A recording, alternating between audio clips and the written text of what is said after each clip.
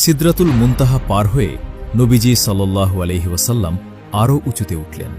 এমন এক স্তরে পৌঁছালেন যেখান থেকে তিনি কলমের খসখস আওয়াজ শুনতে পাচ্ছিলেন, অর্থাৎ ফেরেশতারা যেখানে মানুষের তাকদির লিখছেন। তারপর এলো সেই চূড়ান্ত মুহূর্ত, কাবে কাউসাইন, অর্থাৎ দুই ধনুক বা তার চেয়েও কম দূরত্বের নৈকট্য। মাঝখানে আর কোনো পর্দা রইল না, কোনো মাধ্যম রইল না। আল্লাহ তাআলা এবং তার প্রিয় হাবিবের মধ্যে সরাসরি কথোপকথন হল। কল্পনা করুন সেই মুহূর্তটি। মহাবিশ্বের স্রষ্টা তার প্রিয় সৃষ্টিকে কাছে পেয়েছেন। দুনিয়ার মানুষ যখন ঘুমে অচেতন, তখন আরশের মালিক তার হাবিবের সাথে কথা বলছেন।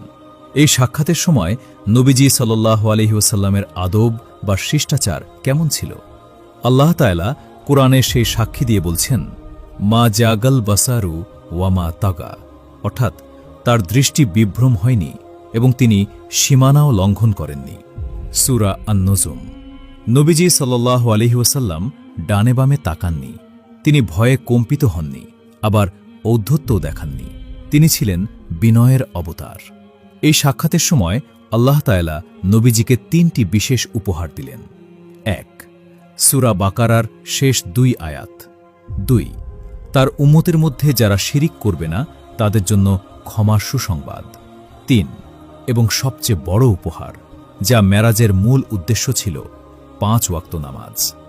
প্রথমে আল্লাহ তাআলা নবীজির উম্মতের জন্য প্রতিদিন ৫০ ওয়াক্ত নামাজ ফরজ করলেন। চিন্তা করুন, দিনে ২৪ ঘণ্টা, তার মধ্যে ৫০ বার নামাজ, অর্থাৎ প্রতি আধা ঘণ্টায় একবার নামাজ। নবীজি সাল্লাল্লাহু আলাইহি ওয়াসাল্লাম আল্লাহর আদেশ শিরোধার্য করে ফিরে আসছিলেন। তার মনে হয়তো কোনো প্রশ্ন ছিল না, কারণ তিনি আল্লাহর প্রেমিক। প্রেমিকের হুকুম মানাই তার আনন্দ। কিন্তু ফেরার পথে ষষ্ঠ আসমানে হজরত মুসা আলাইহিসসালামের সাথে আবার দেখা হল। মুসা আলাইহিসসালাম, যিনি বনি ইসরায়েলের মতো কঠিন জাতির সাথে ডিল করেছেন, তিনি মানুষের দুর্বলতা সম্পর্কে ভালো জানতেন। মুসা আলাইহিসসালাম জিজ্ঞেস করলেন, আল্লাহ আপনার উম্মতের উপর কি ফরজ করেছেন? নবীজি বললেন, ৫০ ওয়াক্ত নামাজ। মুসা আলাইহিসসালাম আঁতকে উঠলেন। তিনি বললেন, হে মুহাম্মদ সাল্লাল্লাহু আলাইহি ওয়াসাল্লাম, ফিরে যান, আপনার রবের কাছে গিয়ে কমানোর আবেদন করুন।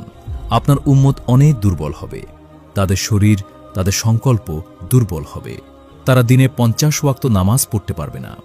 আমি আমার উম্মতকে পরীক্ষা করে দেখেছি, তারা ব্যর্থ হয়েছে। নবীজি সাল্লাল্লাহু আলাইহি ওয়াসাল্লাম জিব্রাইল আলাইহিসসালামের দিকে তাকালেন, যেন পরামর্শ চাইলেন। জিব্রাইল ইশারা করলেন, আপনি চাইলে যেতে পারেন। নবীজি ফিরে গেলেন আল্লাহর দরবারে। আল্লাহ ৫ ওয়াক্ত কমিয়ে দিলেন। নবীজি আবার মুসা আলাইহিসসালামের কাছে এলেন। মুসা আলাইহিসসালাম বললেন, আরও কমান, এটুকুও পারবে না।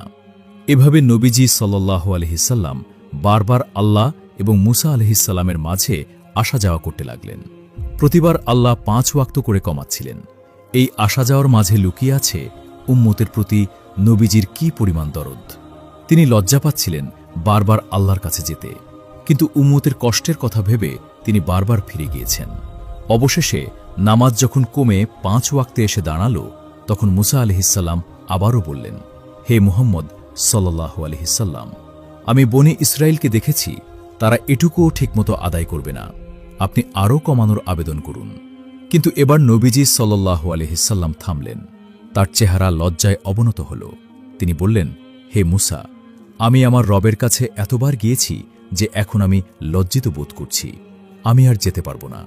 আমি এই ৫ ওয়াক্তের উপরই সন্তুষ্ট হলাম এবং মেনে নিলাম। ঠিক তখনই আসমান থেকে আল্লাহর পক্ষ থেকে এক গায়েবী আওয়াজ ভেসে এলো, আমি আমার ফরজ ধার্য করলাম এবং আমার বান্দাদের উপর থেকে বোঝা হালকা করে দিলাম। যারা এই ৫ ওয়াক্ত নামাজ পড়বে, আমি দয়া করে তাদের আমলনামায় ৫০ ওয়াক্তের সওয়াব লিখে দেব। সুবহানাল্লাহ। ভাই ও বোনেরা, এই ঘটনাটি কোনো সাধারণ দরাদরি ছিল না। এটি ছিল আল্লাহর রহমতের এক মহিমান্বিত প্রকাশ। আল্লাহ জানতেন মানুষ দুর্বল, কিন্তু তিনি চেয়েছিলেন তার হাবিব বারবার তার কাছে আসুক। আর আমরা পেলাম এক অমূল্য রত্ন, নামাজ। নামাজ কোনো বোঝা নয়, নামাজ হল মেরাজের সেই উপহার, যা মানুষকে দুনিয়ার মাটি থেকে আল্লাহর আরশের সাথে কানেক্ট করিয়ে দেয়। নবীজি সাল্লাল্লাহু আলাইহি ওয়াসাল্লাম মেরাজে গিয়ে আল্লাহর সাথে কথা বলেছেন, আর মুমিন বান্দা জায়নামাজে দাঁড়িয়ে আল্লাহর সাথে কথা বলে। এজন্যই বলা হয় আস-সালাতু মিরাজুল মুমিনিন, নামাজ হল মুমিনের মেরাজ। কিন্তু মেরাজের এই যাত্রা কি শুধুই সুখের ছিল? ফিরে আসার পর মক্কার মানুষ কি এই ঘটনা বিশ্বাস করেছিল, নাকি নবীজিকে আবারও এক কঠিন পরীক্ষার মুখোমুখি হতে হয়েছিল? আর আবু বকর আলাইহিসসালাম কিভাবে পেলেন সিদ্দিক উপাধি? রাতের অন্ধকার কেটে ভোরের আলো ফুটতে শুরু করেছে। মক্কার ধূলিমলিন পথে তখনও জনকোলাহল শুরু হয়নি। সেই মহাজাগতিক ভ্রমণ শেষ করে নবীজি সাল্লাল্লাহু আলাইহি ওয়াসাল্লাম ফিরে এলেন তার নিজের ঘরে। শরীর হয়তো বিছানায়, কিন্তু তার রূহ তখনও আচ্ছন্ন হয়ে আছে আরশে আজিমের সেই নূরের স্মৃতিতে। কিন্তু সকাল হতেই নবীজি সাল্লাল্লাহু আলাইহি ওয়াসাল্লাম এক গভীর চিন্তায় পড়ে গেলেন। তিনি জানতেন মক্কার মানুষ কতটা একগুঁয়ে। তারা সাধারণ সত্যকেই মিথ্যা বলে উড়িয়ে দেয়। এখন যদি তিনি তাদের বলেন যে গত রাতে আমি মক্কা থেকে ফিলিস্তিন গিয়েছি, সেখান থেকে 7 আসমান পার হয়ে আল্লাহর সাথে দেখা করে আবার ফিরে এসেছি, তবে তারা কি বলবে?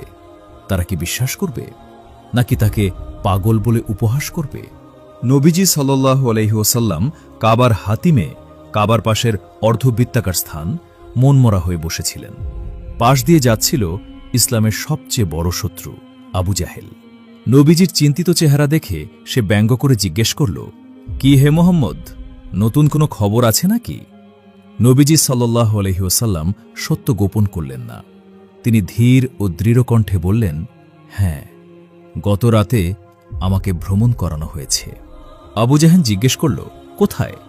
নবীজি বললেন, বাইতুল মাকদিস, ফিলিস্তিন পর্যন্ত। আবু জাহেল বিস্ময়ে চোখ কপালে তুলল। সে বলল, তুমি গত রাতে ফিলিস্তিন গিয়েছ, আর সকালেই আমাদের মাঝে বসে আছো? নবীজি বললেন, হ্যাঁ। আবু জাহেল হাসবে না কাঁদবে বুঝতে পারছিল না। সে ভাবল, এটাই সুযোগ মুহাম্মদকে সবার সামনে মিথ্যাবাদী প্রমাণ করার। মুহূর্তের মধ্যে আবু জাহেল চিৎকার করে মক্কার মানুষকে জড়ো করল। কুরাইশ নেতারা উতবা, সাইবা, ওয়ালিদ সবাই ছুটে এল। নবীজি সাল্লাল্লাহু আলাইহি ওয়াসাল্লাম তাদের সামনে দাঁড়িয়ে সেই অবিশ্বাস্য ভ্রমণের কথা বর্ণনা করলেন। শুনে কেউ কেউ হাসিতে ফেটে পড়ল, কেউ কেউ দুঃখে মাথায় হাত দিল। যারা দুর্বল ঈমানের অধিকারী ছিল তাদের মনেও সন্দেহের দানা বাঁধল। কুরাইশরা বলল, এটা তো অসম্ভব। মক্কা থেকে ফিলিস্তিন যেতে উটের পিঠে 1 মাস লাগে, আসতে লাগে 1 মাস, আর তুমি বলছো 1 রাতে ঘুরে এসেছ? তাদের মধ্যে কয়েকজন যারা ব্যবসার কাজে ফিলিস্তিনে গিয়েছিল, তারা নবীজিকে আটকানোর জন্য এক ফন্দি আঁটল। তারা বলল, ঠিক আছে, তুমি যদি সত্যিই গিয়ে থাকো তবে আমাদের বলো, বাইতুল মাকদিসের খুঁটি কয়টি, এর দরজা কয়টি, এর গঠন কেমন? নবীজি সাল্লাল্লাহু আলাইহি ওয়াসাল্লাম চিন্তায় পড়ে গেলেন। তিনি তো সেখানে গিয়েছিলেন রাতের বেলা, আর তার মূল মনোযোগ ছিল আল্লাহর নিদর্শনের দিকে। তিনি তো গুনে গুনে খুঁটি বা জানালা দেখেননি। তাছাড়া বাইতুল মাকদিস তো মক্কা থেকে দেখা সম্ভব নয়। ঠিক সেই মুহূর্তে আল্লাহ তাআলা তার প্রিয় বন্ধুর সাহায্যে এগিয়ে এলেন। হাদিসে এসেছে, আল্লাহ তাআলা জিব্রাইল আলাইহিসসালামের মাধ্যমে বাইতুল মাকদিসের দৃশ্য নবীজির চোখের সামনে তুলে ধরলেন, অনেকটা আজকের দিনের লাইভ ভিডিওর মতো। নবীজি সাল্লাল্লাহু আলাইহি ওয়াসাল্লাম তাকিয়ে তাকিয়ে প্রতিটি প্রশ্নের উত্তর দিতে লাগলেন। এর দরজা এখানে, এর জানালা এমন, এর পাথরগুলো এমন। কাফেররা অবাক হয়ে গেল। তাদের বর্ণনার সাথে নবীজির বর্ণনা হুবহু মিলে যাচ্ছে। তারা বলল, বর্ণনা তো ঠিক আছে, কিন্তু তবুও আমরা বিশ্বাস করি না, এটা নিশ্চয়ই কোনো জাদু। এই খবর যখন দাবানলের মতো ছড়িয়ে পড়ল, তখন কিছু লোক দৌড়ে গেল নবীজির সবচেয়ে কাছের বন্ধু হযরত আবু বকর আলাইহিসসালামের কাছে। তারা ভেবেছিল আজ হয়তো আবু বকরও মুহাম্মদ সাল্লাল্লাহু আলাইহি ওয়াসাল্লামের কথা অবিশ্বাস করবে। তারা বলল, হে আবু বকর, শুনেছ তোমার বন্ধু কি বলছে? সে নাকি গতরাতে আসমানে গিয়েছে। আবু বকর শান্তভাবে তাদের দিকে তাকালেন। তার চেহারায় কোনো বিস্ময় নেই, কোনো সন্দেহ নেই। তিনি কেবল একটি পাল্টা প্রশ্ন করলেন, এ কথা কি তিনি মুহাম্মদ সাল্লাল্লাহু আলাইহি ওয়াসাল্লাম নিজে বলেছেন? তারা বলল, হ্যাঁ, তিনি নিজে কাবার চত্বরে দাঁড়িয়ে এ কথা বলছেন। তখন আবু বকর আলাইহিসসালাম এমন একটি কথা বললেন যা কিয়ামত পর্যন্ত অটল ঈমানের দৃষ্টান্ত হয়ে রইল। তিনি বললেন, যদি তিনি এ কথা বলে থাকেন তবে তা অবশ্যই সত্য। আমি তো এর চেয়েও বিস্ময়কর বিষয় বিশ্বাস করি। আসমান থেকে তার কাছে যে আল্লাহর ওহী আসে, আমি তো সেটা চোখ বন্ধ করে বিশ্বাস করি। আর সামান্য ফিলিস্তিনে যাওয়ার কথা বিশ্বাস করব না? সুবহানাল্লাহ। একেই বলে ঈমান। যুক্তি যেখানে হার মানে, বিশ্বাস সেখানে জয়ী হয়। এই ঘটনার পর নবীজি সাল্লাল্লাহু আলাইহি ওয়াসাল্লাম খুশি হয়ে আবু বকরকে উপাধি দিলেন আস-সিদ্দিক বা পরম সত্যবাদী। মেরাজ মুমিন ও মুনাফিকের মধ্যে পার্থক্যকারী এক ছাঁকনি হয়ে দাঁড়াল। প্রিয় দর্শক, ইসরা ও মেরাজের এই ঘটনা কেবল ইতিহাসের পাতায় লেখা কোনো গল্প নয়। আজ 1400 বছর পরেও এই ঘটনা আমাদের জীবনের সাথে ওতপ্রোতভাবে জড়িয়ে আছে। আসুন দেখি এই মহাজাগতিক ভ্রমণ থেকে আমরা কী শিক্ষা নিতে পারি। 1. কষ্টের পরেই আসে স্বস্তি। আপনার জীবন কি কষ্টে ভরে গেছে? হতাশা বা ডিপ্রেশনে ভুগছেন? মনে রাখবেন, মেরাজ সংঘটিত হয়েছিল নবীজির জীবনের সবচেয়ে কষ্টের সময়ে। যখন দুনিয়ার সব দরজা বন্ধ হয়ে যায়, তখনই আল্লাহ আসমানের দরজা খুলে দেন। আল্লাহ আপনাকে ভাঙেন যাতে তিনি আপনাকে নতুন করে গড়তে পারেন। তাই ধৈর্য ধরুন, আল্লাহর সাহায্য খুব কাছেই। 2. সিদরাতুল মুনতাহা ও বিজ্ঞানের সীমা। আজকের বিজ্ঞান আমাদের অনেক কিছু দিয়েছে, কিন্তু সিদরাতুল মুনতাহা মনে করিয়ে দেয় মানুষের ক্ষমতার একটা সীমা আছে। আমরা অহংকার করতে পারি না। মহাবিশ্বের আসল নিয়ন্ত্রণ ল্যাবরেটরিতে নয়, বরং আরশে আজিমের মালিকের হাতে। এই বিশ্বাস আমাদের বিনয়ী করে। 3. নামাজের গুরুত্ব। মেরাজের সবচেয়ে বড় গিফট হল নামাজ। ভাবুন তো, আল্লাহ চাইলে জিব্রাইল আলাইহিসসালামের মাধ্যমে নামাজ পাঠাতে পারতেন, যেমন রোজা বা জাকাতের হুকুম পাঠিয়েছেন। কিন্তু নামাজ এতই স্পেশাল যে আল্লাহ তার বন্ধুকে নিজের বাড়িতে দাওয়াত দিয়ে ডেকে এনে এই উপহার হাতে তুলে দিয়েছেন। আমরা কি সেই উপহারের মর্যাদা দিচ্ছি? আমরা কি নামাজের মাধ্যমে আল্লাহর সাথে কানেক্ট হচ্ছি, নাকি হেলায় খেলায় ওয়াক্ত পার করে দিচ্ছি? মনে রাখবেন, নামাজ হল আল্লাহর সাথে আপনার প্রাইভেট মিটিং। আল্লাহ আমাদের সবাইকে মেরাজের শিক্ষা বুকে ধারণ করে 5 ওয়াক্ত নামাজের মাধ্যমে তার নৈকট্য হাসিল করার তৌফিক দান করুন। আমিন।